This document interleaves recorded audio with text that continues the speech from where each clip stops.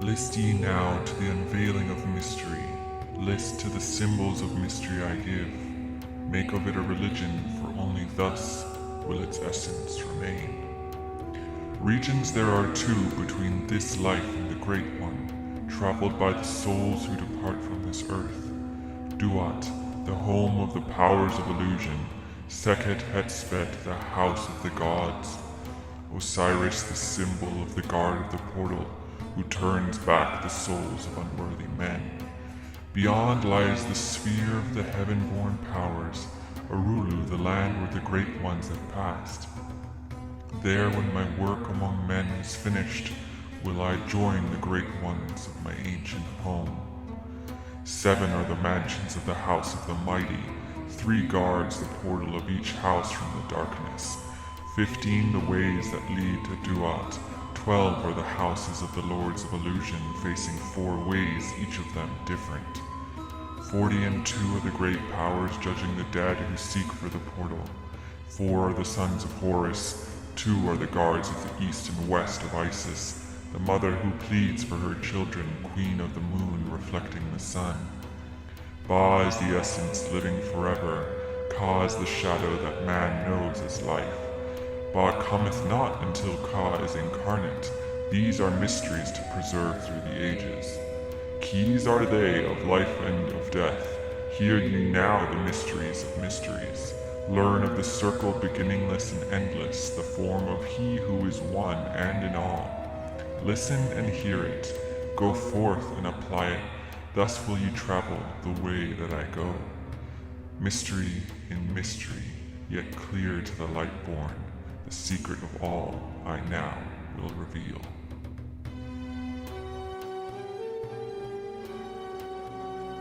Hello everyone, welcome back to the podcast. Thank you so much for tuning in. If any of you have watched us before, you might notice that we're in a different setting. We are no longer in our home in France right now. We're just taking a little leave, and we're in London right now, and we're just looking after your aunt's cat. Yeah. And we're cat sitting. Yeah, we're cat sitting. She's a lovely, lovely cat. Yeah. And yeah, so we still wanted to record a podcast today, so we don't have our proper lighting or anything, but we're here, and we got a cool episode for you. Yeah, exciting. As you heard in the intro, there was kind of a very mysterious, esoteric sort of reading, and this reading comes, as you probably deduced from the title, from the mythical emerald tablets of Thoth the Atlantean. Yeah, I think many of us in the spiritual field have awareness at least around the emerald tablets. I've attempted to read it once, so it's still on my Kindle, and I definitely want to go back and check that out. Yeah. And I think it just has so many insights for us. Yeah, I've read it once through, and then I've also listened to it here and there. It's very dense, and the language is quite archaic, but there's some really cool notions and secrets that are hidden in there, and I actually even used a couple of the practices that is listed within the Emerald Tablets, some of the esoteric practices. I did it once in this magic circle that me and some of my university friends made, where we were doing some magic and we were chanting one of the phrases that Thoth gives us. And then I also used some of his techniques in kind of like in tandem with my astral projection experience, because as we begin to dive into here, we see that Thoth is astral projecting all over the place. But first, we have to start from the beginning, because some of you who are tuning in might not know what the Emerald Tablets are. And for someone like myself, I actually didn't really truly know much of the history around the Emerald Tablets until I started doing more research into it. And surprisingly, I found that there are a number of names that we might know who are linked to this text, this ancient esoteric text, in more ways than one. And one of those names, one of those figures, is no one else but Sir Isaac Newton. And we'll get into him a little bit later. But for now, let's begin. So the emerald tablets are also known as the Smaragdine tablet or the Tabula Smaragdina, and it is a mysterious artifact that is reputed to contain the secret of alchemy and Hermetic tradition. It is supposedly of an unknown origin, though there are several theories, and the tablet was first mentioned in the writings of the ancient Egyptian philosopher Hermes Trismegistus, who is considered to be the father of alchemy. And if anyone has ever tried looking into alchemy, you'll notice like this I don't know if you've seen it. It's like this hermetic book. It's black with this triangle with the hermetic signs in it, and that shows, I think it's this 7 laws or 11 laws of hermetic philosophy, and that was all taken from the wisdom of the emerald tablets. And if you don't know, Hermetica is the founding principle of Western esotericism. It's, what Crowley, must have studied, like everything that is esoteric, alchemical, occult. It comes from this heritage, the heritage of Thoth and Hermes Trismegistus. They're the same person, one and the same. And the Hermetica is said to be the source of all wisdom and knowledge, and that the Emerald Tablet is said to be the key to understanding this wisdom. The text of the Emerald Tablet is inscribed in a cryptic language that has baffled scholars for centuries. However, there are a number of different interpretations of the tablet's meaning, and it continues to be a subject of great interest and speculation. So the Emerald Tablet was given its name because it was found cast in a slab of emerald with all these strange symbols written upon its surface. I can just imagine what it would be like to look upon it and stare into the secrets that were waiting to be told. In Tiana, it is rumored that the tablet was discovered in a caved tomb beneath the statue of Hermes, clutched tightly in the hand of Trismegistus. The Emerald Tablet was discovered in the 4th century by Italian explorer Giordano de Balinas, in addition to several languages, in addition to several languages over the centuries, and it is a pillar of Western alchemy, and it has even significantly influenced medieval Renaissance alchemy. And because of the esoteric nature of the Emerald Tablet text, it is not a simple interpretation to make. In one interpretation, the text describes 7 phases of alchemical transformation, which are the corrosion, dissolution, separation, conjunction, fermentation, distillation, and coagulation. And in many alchemical texts, they use metals and elements to describe these alchemical processes. But most alchemists worth their name say that these elements, metals, pure physical matter, are all metaphors, an external manifestation of the alchemical journey within the soul. And as everyone knows, the main alchemical goal is to transform lead into gold, to transmute and make gold. And this is a metaphor for reaching enlightenment within the soul. And speaking of soul, the other translation is that, interpretation is that the Emerald Tablets were in fact a map for the soul after death and the spiritual steps required to ascend to new heights of mastery. And despite the various interpretations, none of their authors appear to have a truly clear knowledge of their entire truth. And within the tablets themselves, Thoth said that there were 12 meanings to these tablets. And based on your spiritual attainment, one would read it differently.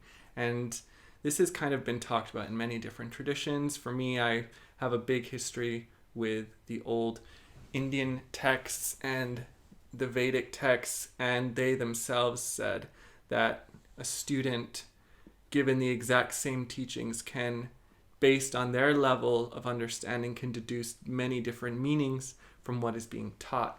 But let's get back to the Emerald Tablets, and why are they so important? Well, this enigmatic inscription is thought to hold the secrets of the world. Pretty light subject. Yeah. Just the secrets of the world and the big cosmos. statement. Yeah. And it is influenced, not just alchemists and esoteric practitioners, but it has found its way into a range of fiction in the recent centuries, and ranging from novels to legends and even films. And some say that the Emerald Tablets can be traced to at least the 8th century, when it was mentioned in the writings of Belinus. A message from Hermes Trismegistus is said to be on the tablet, and one of the texts attributed to this tablet is one of the core texts of Western alchemy, and is thought to contain the Philosopher's Stone secret. Any of you Harry Potter fans know that the Philosopher's Stone is allegory for immortality. And in Harry Potter, they depicted it as a physical stone. In many alchemical practitioners believe that the Philosopher's Stone is something within you. And it's more of an allegorical metaphor to refer to this finding of immortality within the soul. Despite its enormous importance, the significance of its existence cannot be overstated. It serves as the conduit, the Emerald Tablets, between the physical and spiritual worlds. And it says that the soul of the world is a positive unifying force that drives all things to their logical conclusion. And gold is an essential element and a component of the Emerald Tablet, which was created as a result of the conversion of various elements into it. Because it was resistant to corrosion and acid, it was able to last for a long time. And the Emerald Tablet is a sacred relic that is believed to hold the power of a god's soul.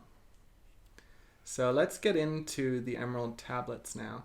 Actually, before we do that, I did want to talk about a little about the structure of the Emerald Tablets. So the Emerald Tablets of Thoth the Atlantean are 13 in total, or split into 13 different parts of the original collection, and there are 2 extra parts, 14 and 15, which were translated by Dr. Doriel and are supplemental additional analysis and kind of breakdowns of the first 13 tablets. And yeah, he did his translation in 1925. And despite its mysterious origins, many have imputed great significance to the text. Some of its famous translators include Roger Bacon, Isaac Newton, and even Helena Blavatsky. Do you know Helena Blavatsky? It rings a bell. She's one of the most famous female mystics of the West. Yeah. But yeah, she's very famous. But what caught my attention the most was the fact that English scientist Isaac Newton, and also potential alchemist, was one who dove very deep into this text. And many believe that the Emerald Tablets could have actually influenced his principles of modern physics, including the laws of motion and the theory of universal gravity. And many scholars noted that his principles of gravity are similar to the text found in the tablet, where it says that the force is above all force and that it penetrates every solid thing. It's said that Newton spent 30 years to uncover the formula for the Philosopher's Stone, as evidenced by his papers, which were recently released after having been kept away in a vault by the famed economist John Maynard Keynes. So we might go into a whole episode on Isaac Newton kind of conspiracy and what other things he did that isn't in the mainstream, because that's quite interesting. And yeah, who knows what Isaac Newton was able to deduce from it. But that being said, anyone who is somewhat spiritually aware will know that the text is heavily metaphorical, and that to truly understand the meanings of the Emerald Tablets, one must read between the lines. So, who is Thoth? Who is Hermes?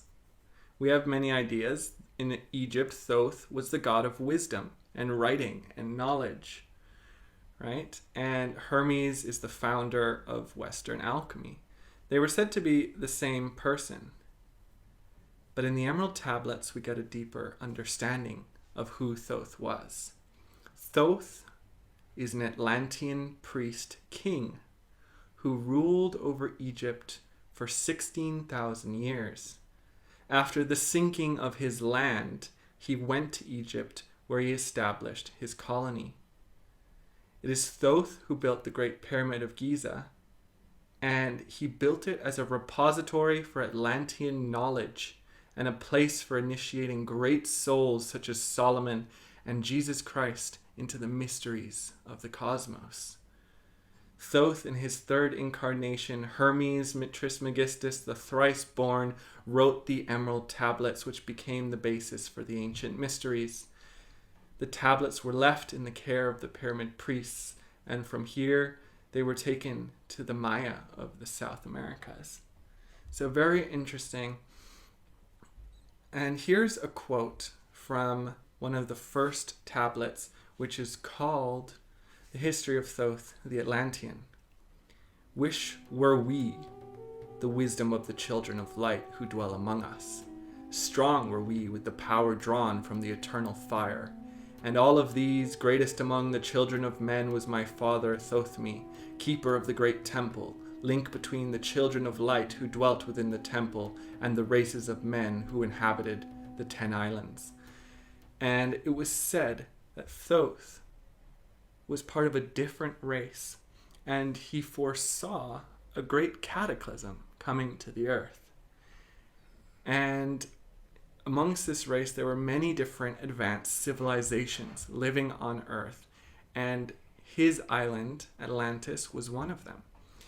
And foreseeing this, he got on a boat or a craft, some say it was a spaceship, we're not sure, and traveled to the land of ancient Kemet, ancient Egypt, where he found men nothing more than beasts with sharp sticks and spears. And they even tried to attack Thoth when he first arrived. Of course. But he was part of this advanced civilization, and in the text it says, with his scepter, he emitted a frequency and froze the humans, stunned them. And he only released them once they finally submitted and went down onto their knees because they were going to try and attack them. So he's like, freeze. And it was there where he began to speak to them and teach them the knowledge of his lost civilization. And it was there that men were said to have been raised from what they were before, cavemen, into what we are now. Interesting. So Thoth speaks of the degeneration of the hearts of the Atlanteans that led to their downfall and the great cataclysm. Only the Temple of Light survived atop a mountain on Undal, which was the capital city that he was king. And within it, the fortunate few who were saved, but it sank too beneath the waves to emerge in some future time. And those that were saved, including Thoth, left in the great ship of the Master, rising above the temple as though in a submarine. When in Egypt the inhabitants who were described as nothing more than cavemen with sticks and spears tried to destroy them, Thoth paralyzed them with a ray of vibration from his staff, and only released when they groveled at his feet. Oh boy. It is like similar to a lot of stories we've heard on this podcast before where Right. there is this like wise man that comes out of nowhere who has all this advanced knowledge and is, came and turned humanity around. Yeah.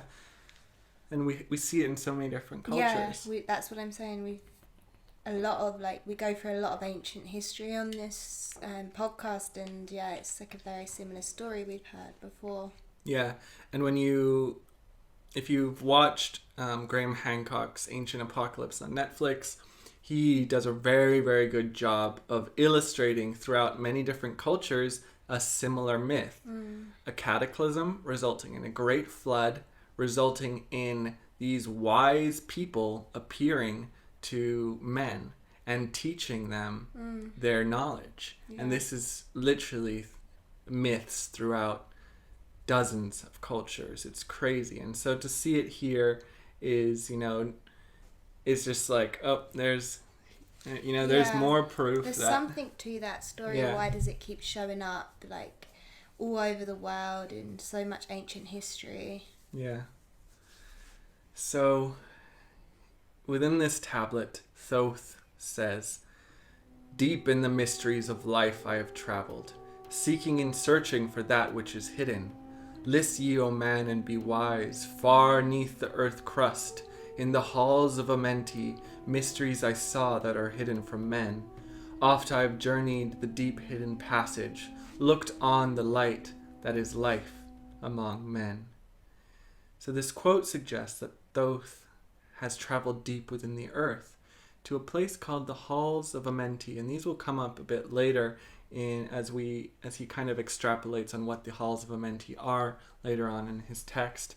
And it is, in short, a mystical location where he discovered hidden mysteries and knowledge that are not known to ordinary humans. He implies that the ancient Egyptians possessed great wisdom and knowledge that were passed down to them from a distant past. Thoth also suggests that he played a role in transmitting some of his knowledge to the people of Kem, and that he was respected and revered as a great teacher and wise man. And we can see up until the fall of ancient Egypt, Thoth was always regarded as the god of wisdom, and perhaps he in his form may have even began to transmit all the different forces, time, space, all these concepts to humans who apparently were no more than cavemen. And Thoth begins the tablets by introducing himself as a being from a time and place beyond human memory, a time when Atlantis still existed. He claims to have played a key role in the society of Atlantis, serving as a priest, a king, and a magician. He then goes on to describe the downfall of Atlantis and the catastrophic events that led to its destruction. Thoth explains that he foresaw the coming disaster and he made preparations to preserve the knowledge and wisdom of Atlantis. He created a set of tablets that contained all the teachings and secrets of the ancient civilization, which he placed in a secret location known as the Halls of Amenti. These tablets would serve as a guide for those who came after Atlantis, providing them with the knowledge they needed to rebuild civilization and evolve. It's like exactly what Graham Hancock talks about, So this is where Thoth gets into the Halls of Amenti, and I have my own theories after reading through this text a couple times around what the Halls of Amenti actually are. And Tablet 2 is thus titled after them. So, according to Thoth, there is a passage to Amenti, the underworld beneath the sunken islands of Atlantis, from beneath the Great Pyramid. The pyramid he built using the power that overcomes Earth's gravity. He's using some sort of sonic levitation, some sort of levitating power. And in the text, he says it's in his scepter, that he can aim his scepter and raise things. Yeah. So this passage to the Halls of Amenti reaches almost to the summit of the pyramid, and at the apex he placed a crystal that drew the force from out of the ether. The tablets contain several references to the advanced technology and knowledge possessed by the ancient Egyptians and the Atlanteans, who were said to have built the ancient structures. And one relevant quote from the tablets is, "Great were the works of the children of Kem, built by the old men of Atlantis. They suffered not the energies to loosen or change their course. All things grew and blossomed in their time, and when the great cycle was completed, the downfall of the elemental gods drew near." So even just in that couple sentences, there's a lot to unpack. But he's kind of talking about a golden age, this golden age that they created, where everything was blossoming, everyone was growing, a civilization was flourishing, and he talks about a great cycle. And through different cultures, the Mayan culture, the Indian culture, and the Egyptian culture, mainly that I've studied, we see this idea of cyclical patterns of consciousness, where there's rise and fall of consciousness. And these are over cycles of like 10 to 12,000 years, sometimes longer. And right now, through Indian texts, we are kind of at the bottom, rising up in consciousness right now, but nowhere near even the Silver Age, which is said to be a time of great advancement and harmony with nature, but humans haven't quite reached their pinnacle. And then once we hit the Golden Age, that's when you'll see the floating, flying people and clear waters with dolphins swimming in them and rainbows and all sorts of amazing things. And these, we if we're unconscious beings, we are subject to the cyclical rise and fall of consciousness. But there are those masters who remove them, who, attain such high levels of consciousness that they are no longer, influenced by the gravity of these cosmic cycles. And we can see it in the seasons. Things change naturally, and our consciousness is not separate from physical matter. In fact, our consciousness, our mind, is part of the universe, and we are born from the dust of stars colliding. We would not be here if neutron stars didn't explode, if atoms didn't collide. We're all part of that great cosmic symphony, and that's what he's saying. So, what do you think about that so far? Just checking we're still recording. We're good? Yeah, it's like I'm excited to find out about each of the tablets and what they, each represent. And yeah, it's interesting how, again, all the different cultures sort of line up together, like you were mentioning the Indian concept of the consciousness cycle, and yeah. And I think the Mayans, when they were saying 2012 was not like an end of a world, but an end of a consciousness cycle. I think that's because the Mayans also had their very profound calendar and stuff, and able to read the stars very well. And they too, I think, got their knowledge from the ancient Toltecs, which were before the Mayans and the Aztecs. And the Toltecs were incredible people with pyramids with liquid mercury running beneath it, and very advanced technology as well, and very spiritually advanced. Some of the Toltec spiritual tradition is really fascinating, and I would recommend looking into it because it's very cool. There's a lot of astral projection. They believe that every soul has an animal familiar, an astral animal familiar. I read this one book written by one of these old shamans studying this, and said that some of the shamans would even have battles with their familiars and stuff, spirit familiars. So it's really, really cool stuff. Pokemon style. Yeah. And they've Golden Compass style, actually. If you haven't Which I have not read the Golden Compass, it's really cool that everyone has their own animal familiar. Yeah. I love that book. It's a very beautiful storytelling. It's one of the rare fantasies where you find innocence, magic still imbued within it, and beautiful storytelling and world. But let's get back to the Emerald Tablet. So the concept, as we were talking about in Tablet 2, is all about the halls of Amenti, and they're a central theme throughout the rest of the tablets. These halls are described as a place of great power and mystery, where ancient knowledge and wisdom are stored and preserved for future generations. According to the tablets, the halls of Amenti have existed since ancient times, long before the rise and fall of Atlantis. And the tablets suggest that the halls of Amenti are associated with magic and the summoning of beings from other dimensions, suggesting that the halls are a place of great power. And within the text, Thoth always refers to dark magic. But on my reading of it, I'm not thinking dark magic, like he never mentions like sacrifice or harm or anything like that. But his mysteries are surrounded in a very void-like quality, like space, the depths of space and maybe the bottom of the ocean, very, very deep teachings. And he always speaks of ancient secrets and the dark mysteries, the mysteries that are beyond the veil, shrouded in shadows, unable to be seen. And I think that's what he means by dark within these texts. And also to note that these are translations and interpretations, and often a lot can be lost. But what I'm thinking about is the primordial silence, the primordial void, the birthing of the beginning, the womb of the universe, this black, dark space. And I think the halls of Amenti are kind of like that, because he says they're deep within the earth. But I think he says the tablets suggest that the halls of Amenti are guarded by powerful beings, and that those who seek to enter the halls must pass certain tests or trials to prove themselves worthy.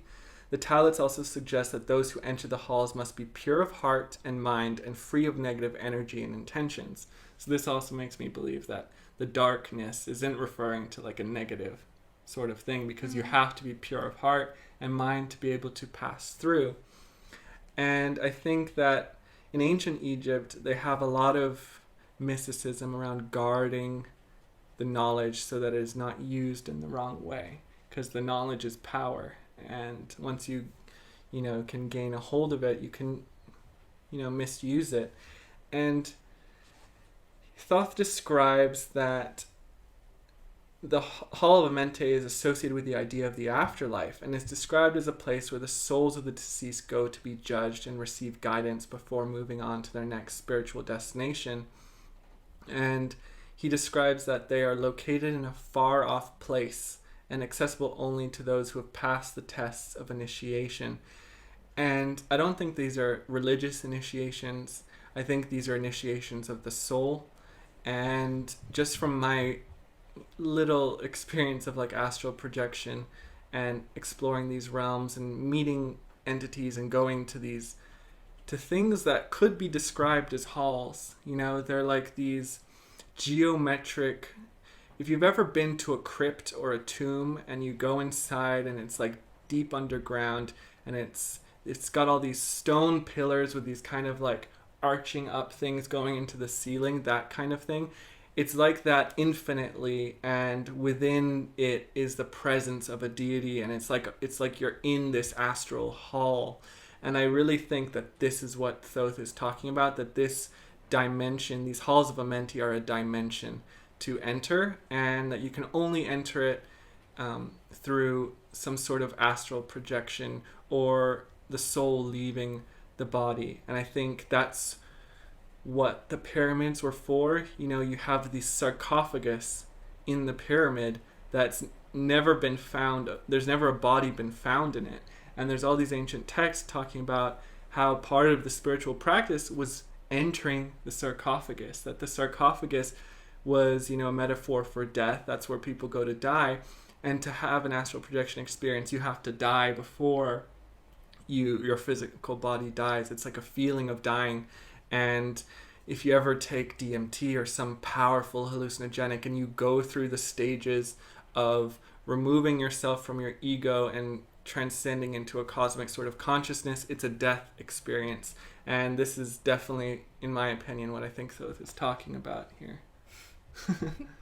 What? What? Yeah, I definitely could be, couldn't it? I don't think they're a physical place, the halls of Amenti. Oh, no. I don't think. Kind of as like reminding me in the Kabbalah, like the Bina sphere, which is that the dark feminine sphere, right? Yeah. Which is like where all creation comes from, but it is in like the pillar of like judgment, and like the dark pillar. It's in the black, on the side of the black pillar. It's the top sphere, and it represents that dark kind of feminine energy, and that's what I was sort of getting images of while you were speaking and thinking of that. Like, yeah, definitely. And yeah, I thought of you when I was saying that. I was like thinking of you when you were telling me about that Kabbalah teaching earlier. So yeah, one interesting thing that also kind of triggers something in my memory, and I don't know if I'm drawing connections where I'm not meant to be, but he said that the various chambers within the halls are said to contain ancient records and knowledge from civilizations long forgotten. Kind of reminds me a bit of the Akashic records, some sort of place where you can access infinite knowledge, some sort of thing like that. Like a library. Yeah. A library of the soul and of the cosmic memory. So not physical books, but, you know. Yeah, I definitely do feel like there is some kind of realm that is the Akashic records that keeps, you know, knowledge on all things that have happened on Earth, and it's probably an Akashic records for every planet. Yeah, or one for the cosmos, the Yeah. entire cosmos. And he also describes the halls of Amenti as a place of healing and regeneration. And this makes me think of deep states of meditation when you're going into those delta states of mind. Most people lose consciousness when we drop below sleep. Theta is dreaming.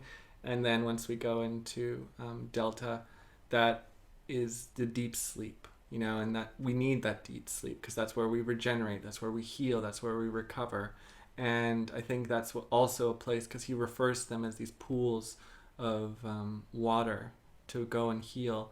And I think from my practice of yoga nidra, which is a dream yoga, they talk about this place. And the practice is learning how to stay aware while you drop into the lower, deeper levels of consciousness. And most people will only imagine nothingness, but that nothingness is actually the memory of being there, you know, in that deep sleep. Because when you go there, you're not actually a personality, you're not your identity or your ego, you're an awareness simply observing this deeper state of reality.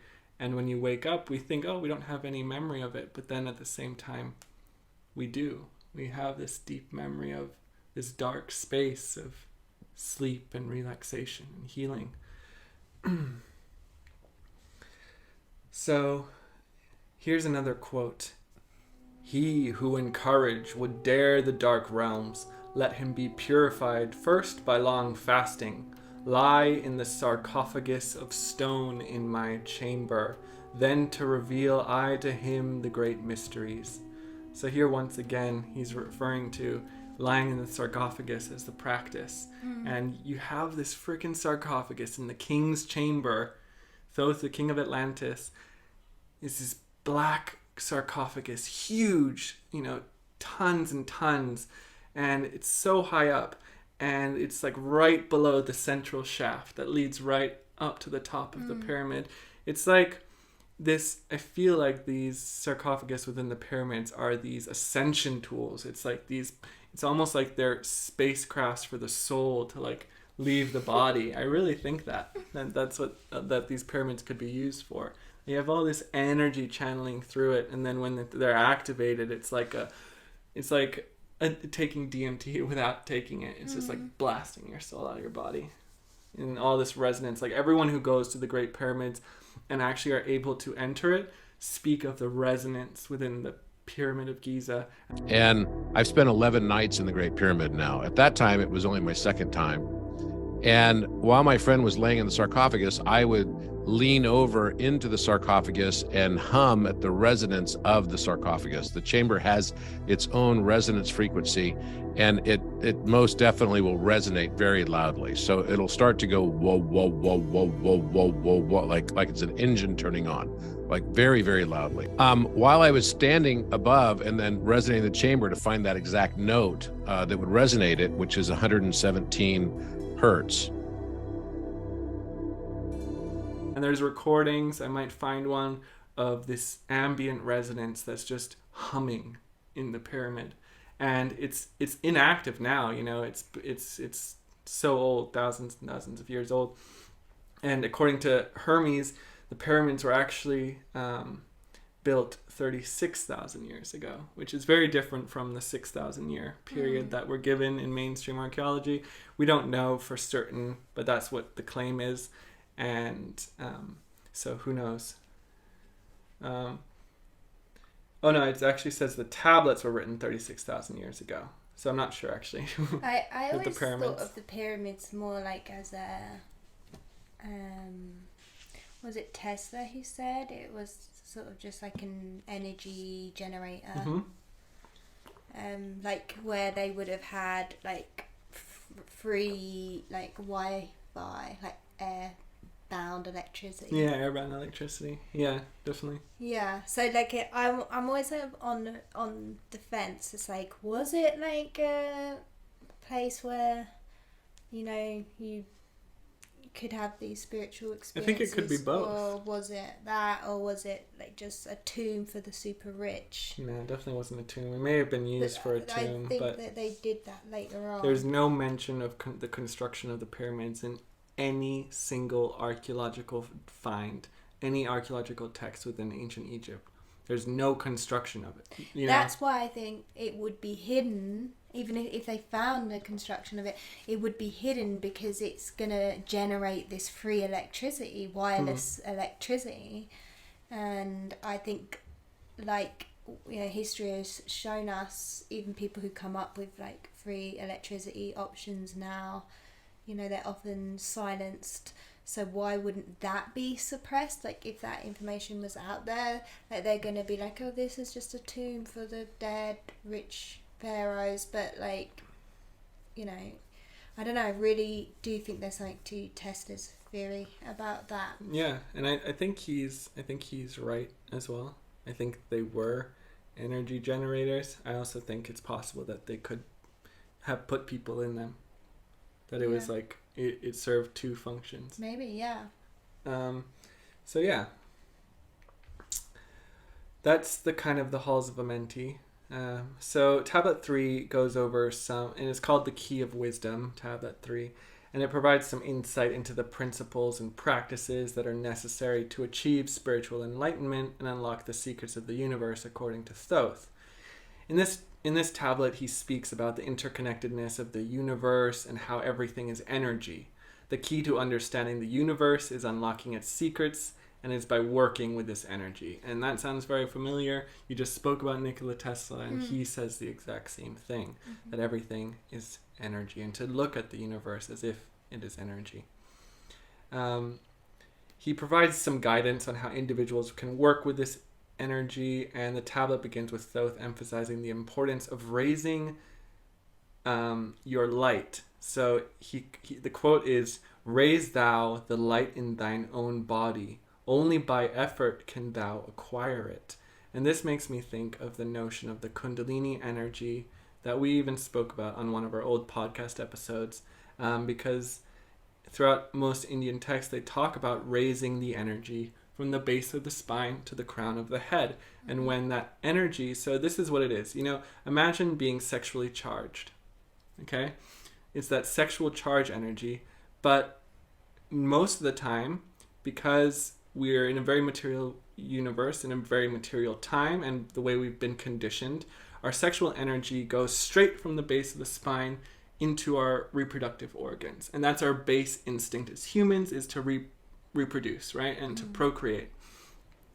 The traditions within India is to channel that sexual energy away from your reproductive organs and channel it up your spinal column, because it is just energy and you can move that energy how you want. And that's a lot of the practice, is learning how to control that energy. And I call it sexual energy, but Is it just it's not energy? Could you not be like... It's converted into sexual energy once it hits your reproductive organs. Yeah, but imagine where does that it come from?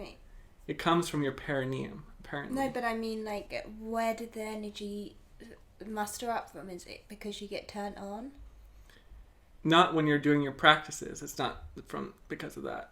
Yeah, but I mean, like, so can you use different energy? Like, is it, oh, I'm turned on, let me try and do something with this energy, rather than like... No. So it's like there's an energy that's neutral in the base of your spine. when it hits your reproductive organs, you feel that sexual... So when you feel turned on, you're pulling from that energy. You're pulling from that energy into your... It's not the sexual energy that creates it. So when you feel inspired... Yeah, it's your creation energy. Cook, like... To art, you know, like when you get that tingle in your body, you know, that energy where you feel this rush coming up you. But doesn't it normally come from something, like a thought, an idea? You can, no, because in deep meditations, if you actually try to focus on this energy, and there are, you know, especially when you go into the chakra sadhana, which is the chakra practice of Kundalini Tantra, not sexual at all.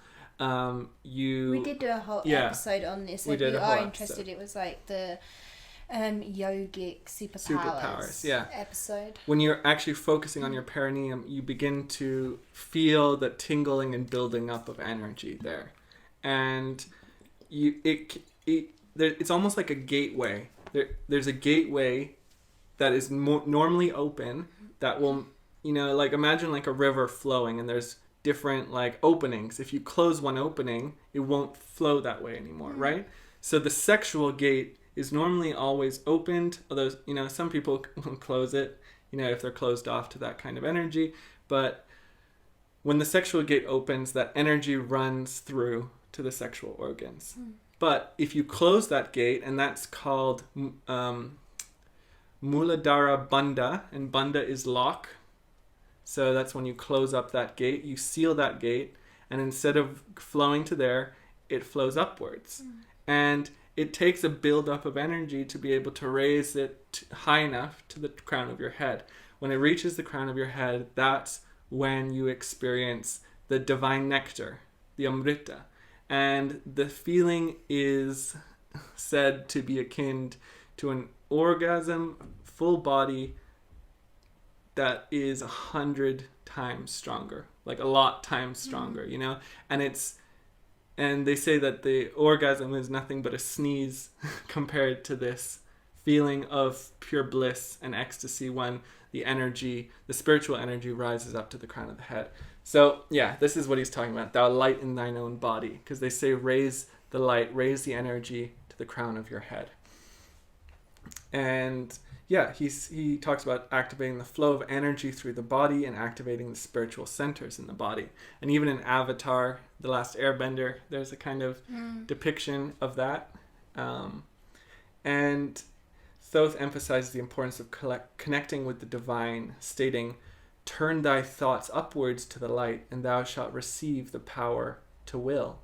And this is kind of a higher connection and talking about manifestation, because Thoth was said to have built the temples within Atlantis using his mind, and that his power of alchemy was so strong that he could use his mind to materialize things.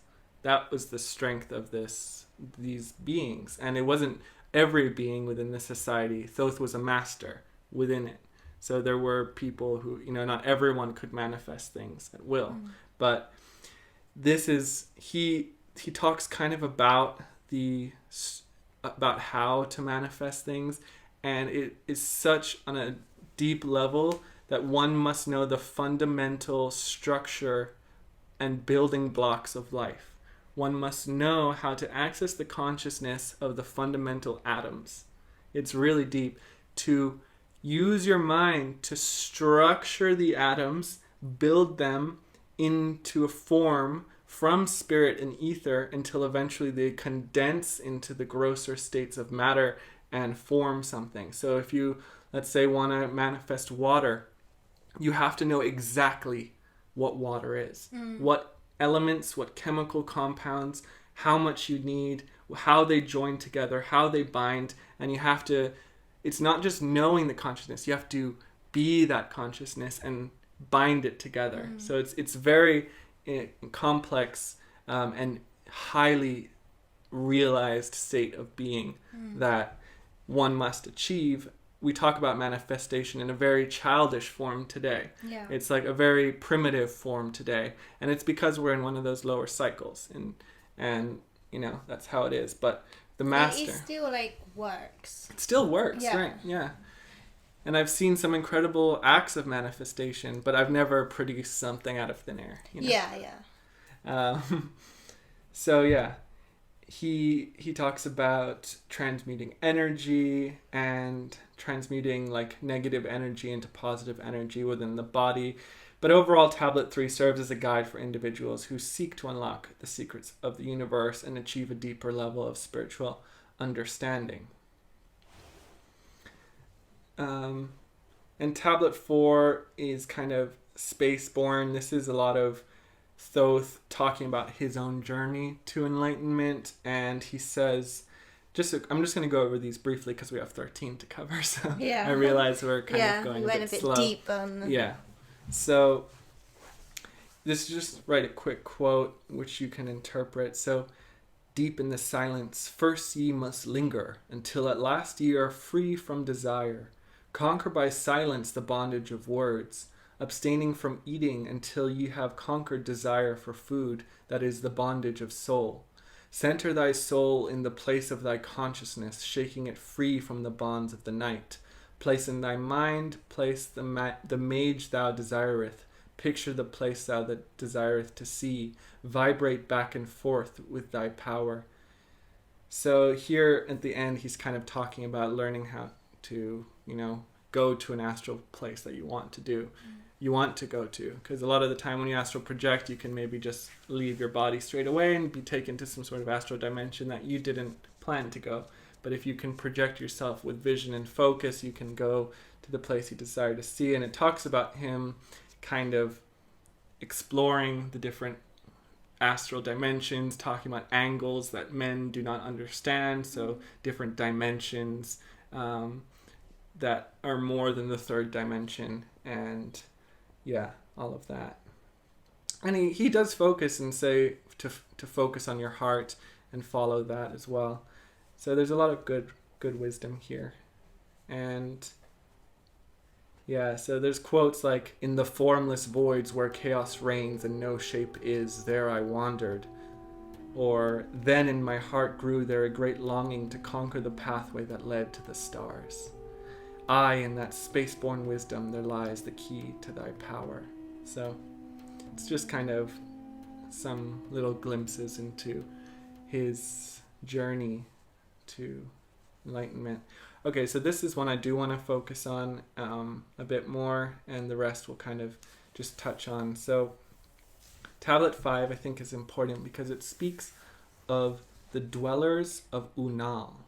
And in the mighty Atlantis, the keeper of the way of the master of Unal, Horlet, dwelt in the temple built not by the children of men. Horlet, not of the race of men, showed the path to attainment. He divided Atlantis into 10 kingdoms, ruled by men, and in other he built the temple from his thoughts. It covered miles, deep in its heart, the essence of light. He filled its chambers with forms called forth from the ether.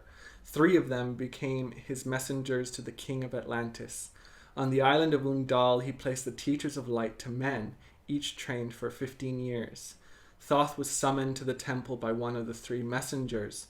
There Thoth trained and then found Amenti. Atlantis fell because some too proud of their knowledge dared to enter Amenti in order to get greater knowledge. All the islands were destroyed except Unal, and the part of the island where the sons of the dwellers, teachers of the light, lived. So the people, the race of beings before men, were called the sons of the dwellers. It's kind of interesting because in the book of Enoch he talks about the children of the watchers. Something similar feeling there. Sons of the dwellers, the children of the watchers. And the watchers were said to have given men knowledge. And eventually he left in his ark or spaceship, which today apparently lies buried beneath the Sphinx. And I thought that was very cool because he writes that in the text. I've heard about that. That the ark is beneath the Sphinx. And it's very interesting that there are, these assessments, like ground penetrating radar of the Sphinx with all these chambers underneath, and yet no one has been allowed to explore them. Yeah. And also, if this was written so long ago,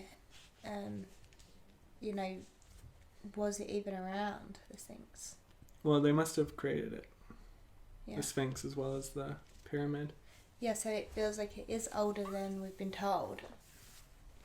Yeah, and in Ancient Apocalypse, Graham Hancock talks about like the reason, like why was there a Sphinx pointing to the rising sun, and he's like, why is there a lion there? Because in the age of Egypt that we talk about, it was in the age of Taurus, in Taurus, and so why were they honoring a lion to mark the rising of the sun on the equinox? And he theorizes that that actually, because of the weather erosion on the Sphinx, the rain pattern and falls, there was no such weather like that in Egypt in the time we know of Egypt, but there was that sort of weather 12,000 years ago, right at the end of the Ice Age, where a great cataclysm happened. And what was the sun in, and what were the constellations in at that time? It was the constellations of Leo.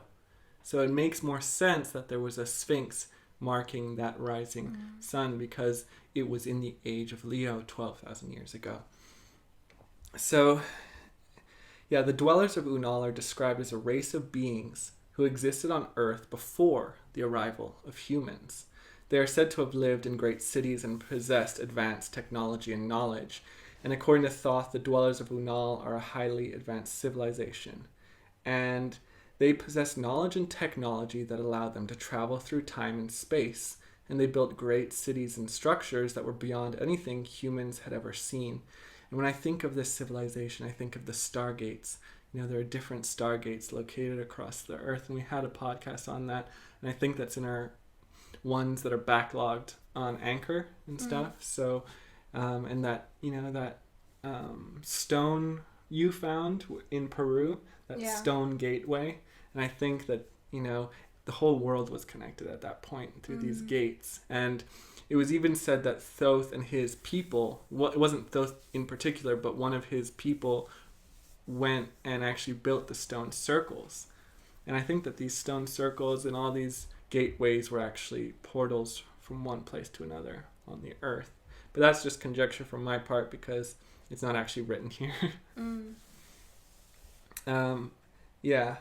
And yeah, he says that the dwellers of Unal were responsible for the creation of many of the ancient megalithic structures, such as the pyramids of Egypt and the stone circles of Britain. And in the Emerald Tablets, Thoth claims to have interacted with the dwellers of Unal, because he was actually born into the society, and the dwellers of Unal were even like a higher race than the Atlanteans. And he states that they are still present on Earth, but they exist in a different dimension or frequency and are not visible to human eyes. Inner Earth! That's what I think. Yeah. Inner Earth. Because even all over we have stories of sinking cities in Tibet. We have that there was the Shambhala, this magical city that sunk, and then the beings went into the earth, and that they're literally still monks today who guard cave entrances that they believe are the entrances to inner earth. Like still today, thousands and thousands of years, generations down the line. And it must be pretty important to be still upholding that tradition. So, yeah.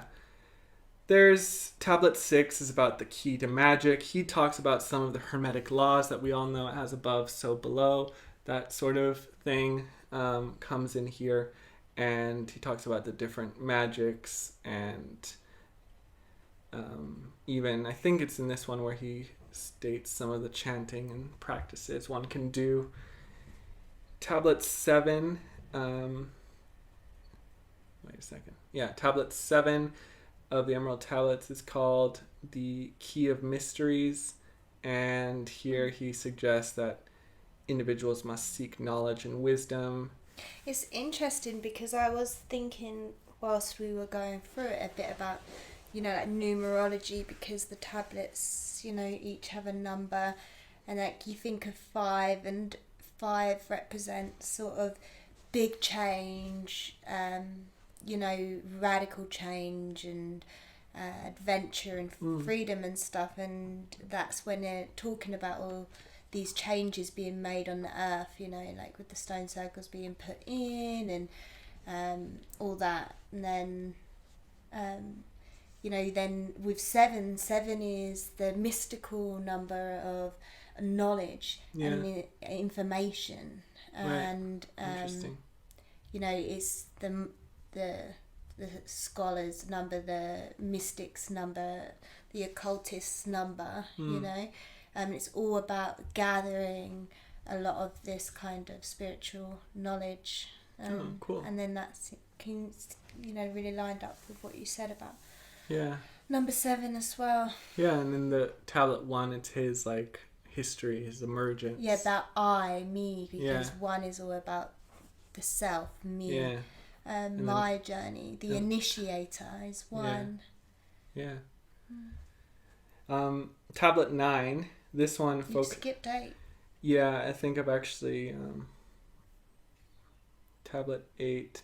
Oh yeah, here he talks more about the practices, and he talks about some meditations, and he states, "Sit ye in a circle, use that which ye have learned, and draw in the power from the cosmic sky.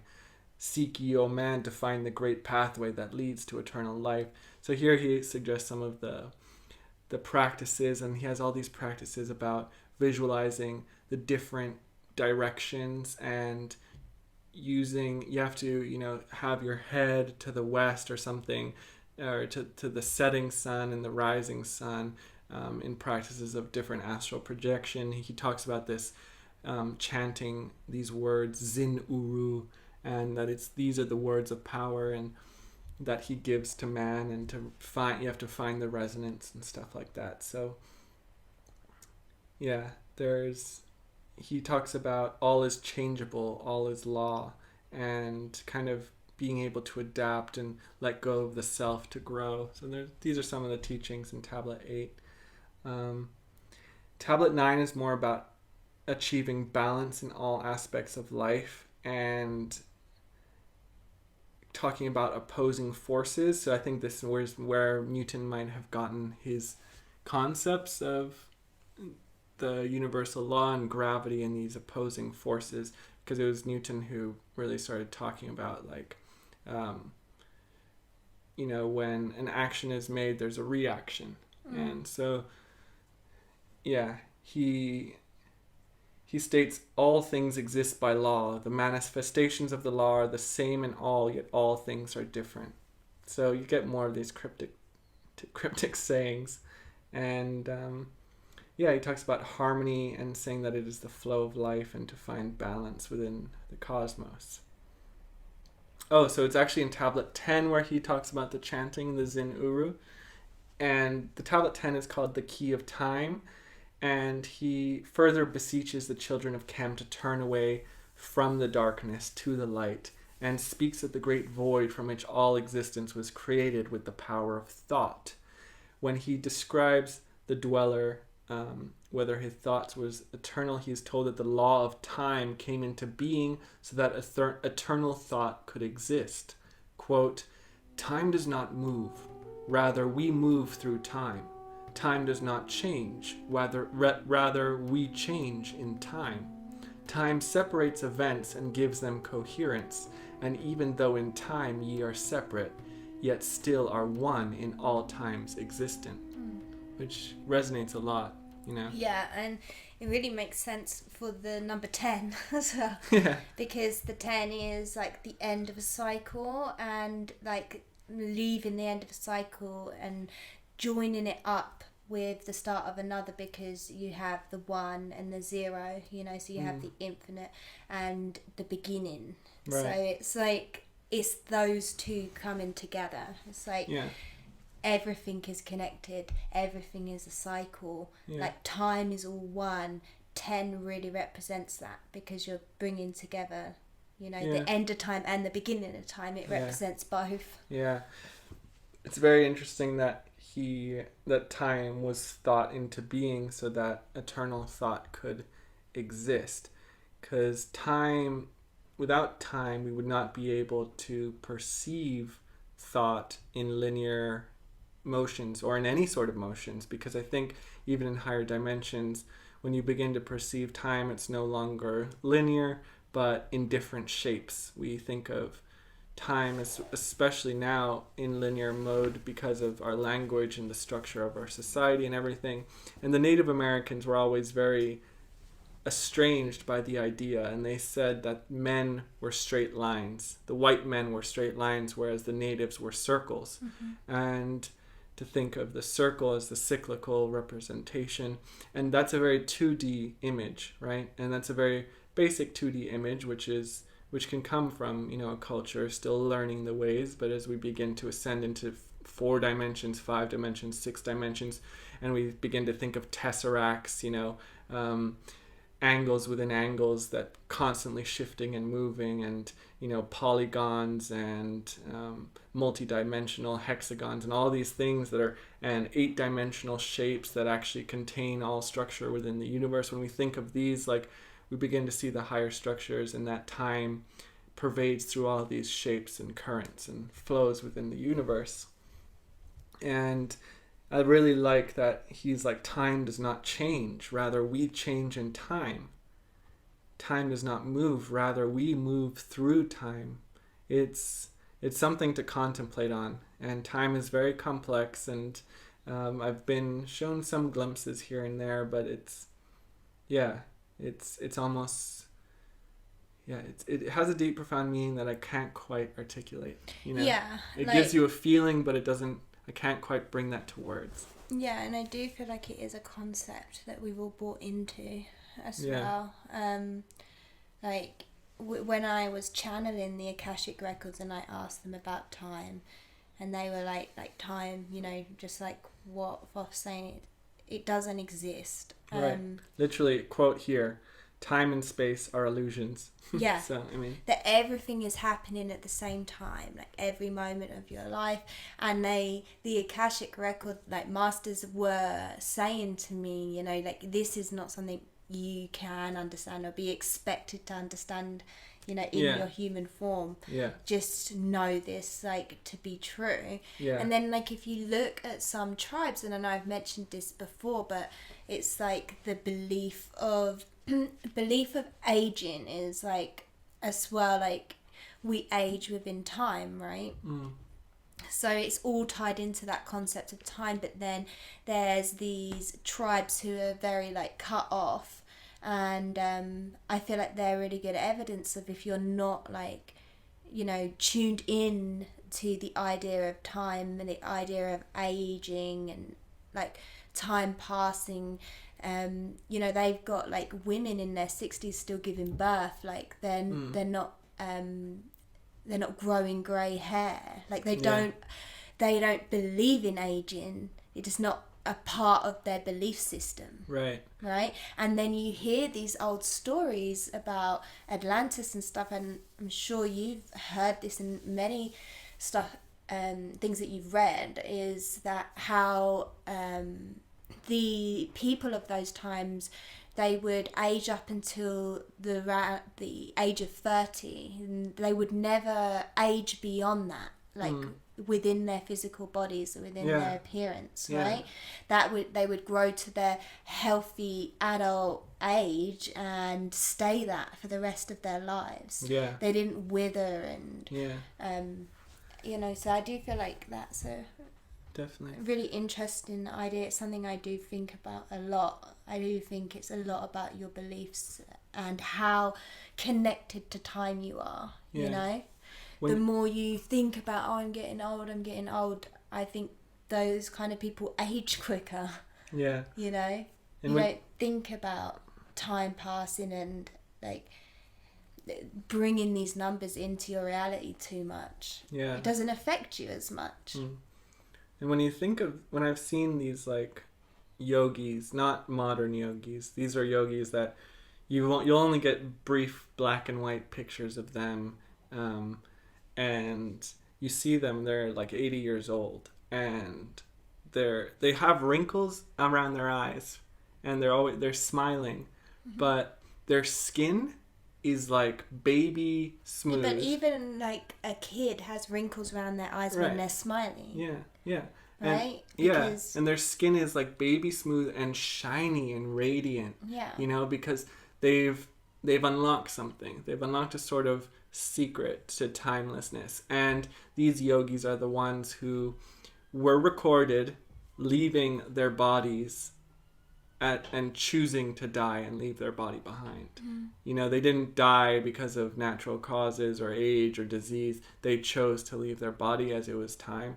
And yeah, I totally agree that if you're in a certain level of awareness, understanding, mind frame, that aging is something that, you know, aging I think comes from a sort of entropy within the mind, a degrading of the mind, just like sickness comes from the mind first. Yeah, and it's all wrapped up in the concept of time.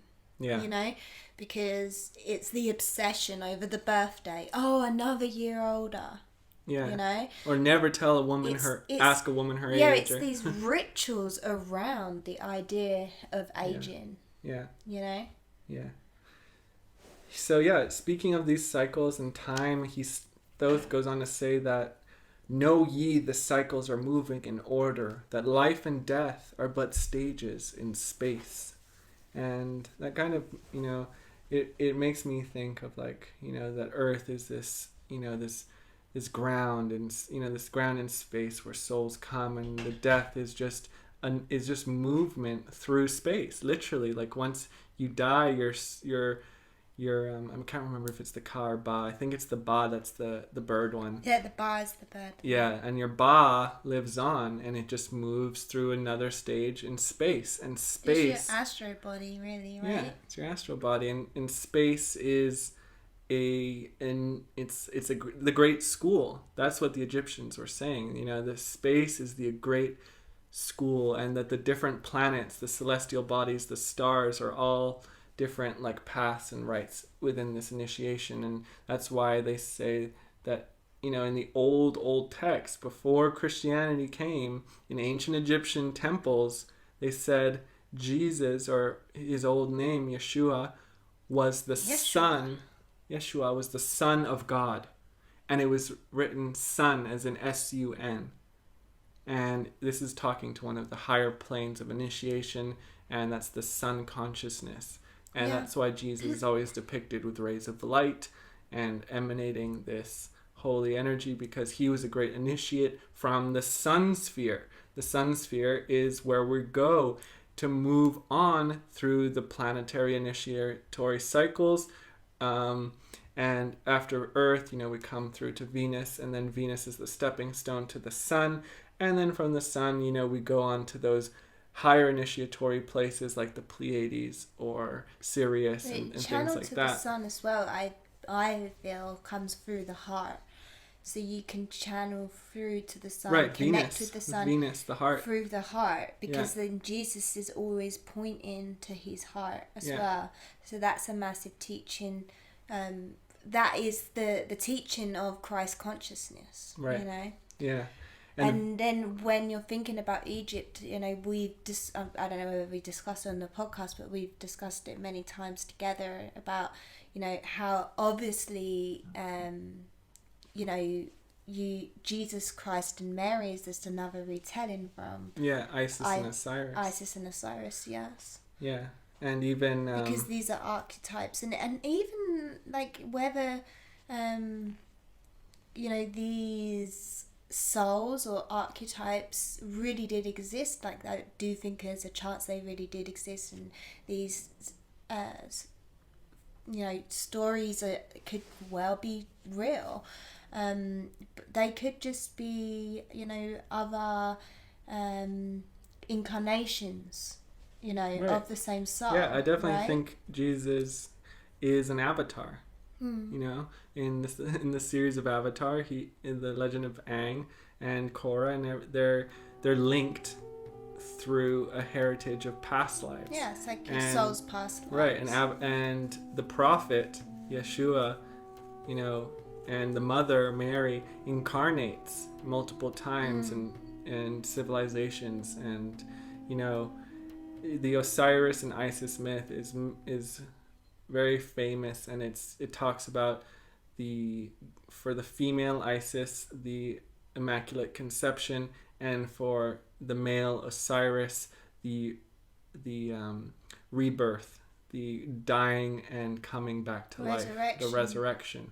So yeah, we have these themes all kind of going. Yeah, very powerful teachings, and it's interesting that they're both through like a man and a woman, because I think that they kind of, you know, resonate a lot with that sex. So for women, that is a very high consciousness if you are able to, you know, produce a child without a man. Yeah, you better not tell me you've immaculately conceived.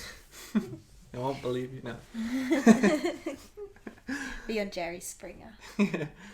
So yeah, Tablet 10 kind of wraps it up with the understanding of nature, time, and reality, and the interconnectedness of all things, the cyclical nature of time, and emphasizes the importance of the vibrational nature of reality and how everything in the universe is connected through energy. Tablet 11 is the key to above and below, and he talks a lot here about these lords within the halls of Amenti and the lords of Nine, and there's very cryptic things like there are 4 gates and 12 corridors and things like that, which I know have a meaning, and they're all spoken in numbers, so that might be something for you to analyze. And he quotes, though, in Tablet 11, "Know ye that in the pyramid I built are the keys that shall show ye the way into life. I draw ye a line from the great image I built to the apex of the pyramid, built as a gateway. Draw ye another opposite in the same angle and direction. Dig ye and find that which I have hidden. There shall ye find the underground entrance to the secrets hidden before ye were men."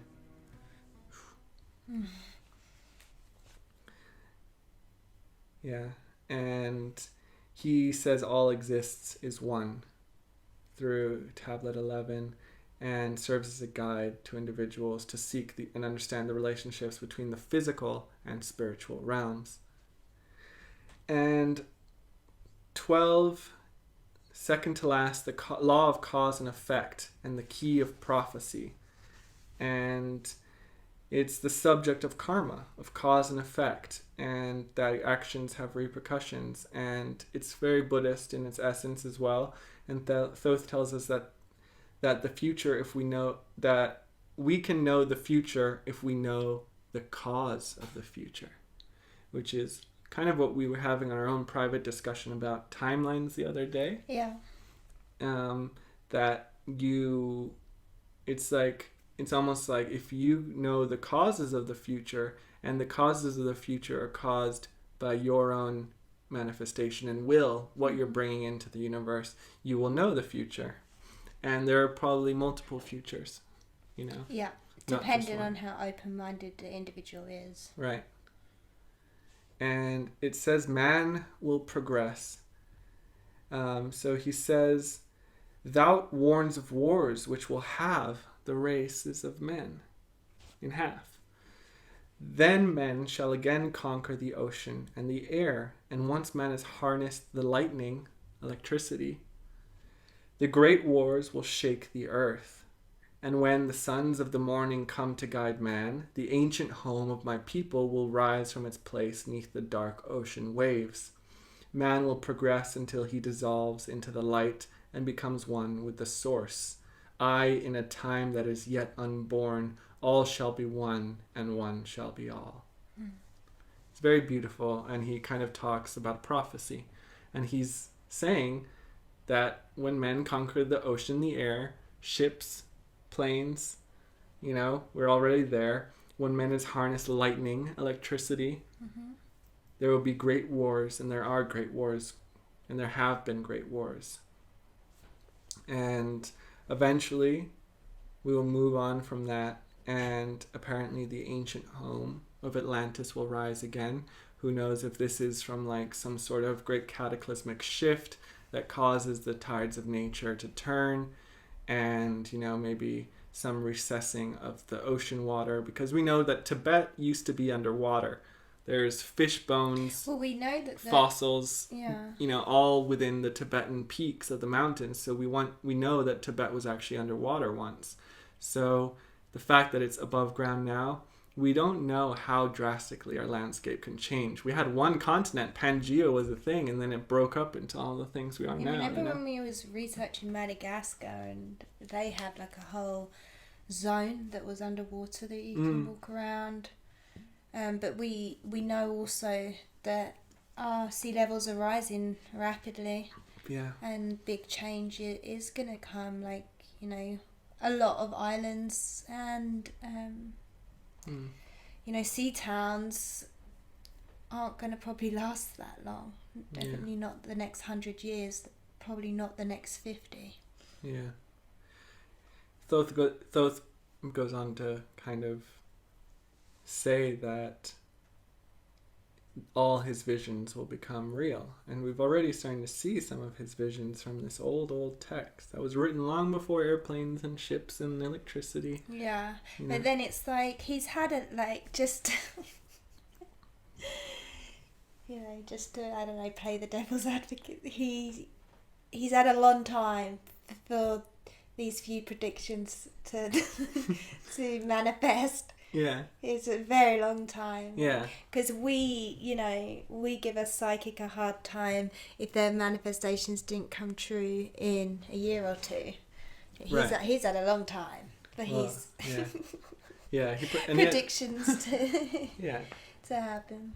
And he talks in great cosmic cycles, so I'm not thinking he's saying it's going to happen in a year. Yeah. And I think what he's talking about eventually, where, we ascend to the light, that's not just going to be, maybe in the next 100 years. I think that's another big cycle. Yeah. Couple thousand years, if not 100. Yeah. It kind of like, it just sucks to not be here at those times, or who knows. We are at those times because everything's happening it's now. all happening now. Time doesn't exist. That's said.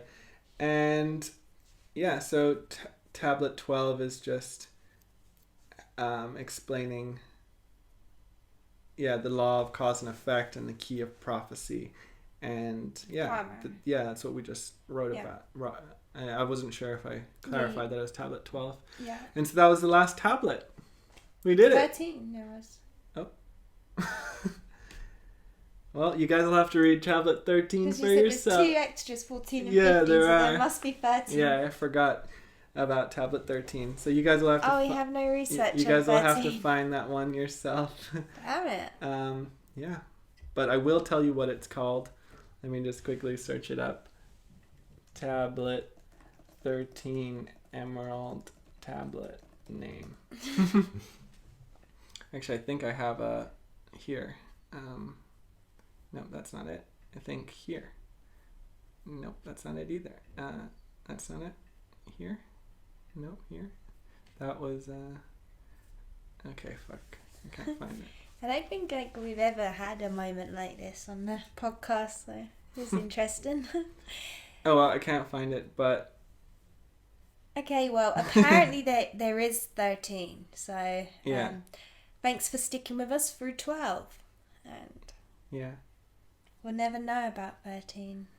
Just be something... It's obviously that we're not, and the people listening right now, we're not ready for 13, because remember, information always finds you when you're ready, and maybe we just wouldn't get it, like maybe we wouldn't understand it correctly, and we wouldn't share the information as the way it was meant to be shared. So I just believe when it's not spiritually there yet. Yeah. Where is it? I can't find it. Won't let me find it, and won't let me show you. It's not meant to be. Listen, see the signs. It's a sign. All right. As the name of this podcast, it's a sign that we wouldn't get it even if we read it. Yeah. Okay. Well, thank you so much for tuning in. Thank you, guys. We won't be back in France for like a month. bit less than a month. So we'll be hopping around, so you guys will see different locations. The last time we'll be here, but yeah, apologize for the poor lighting.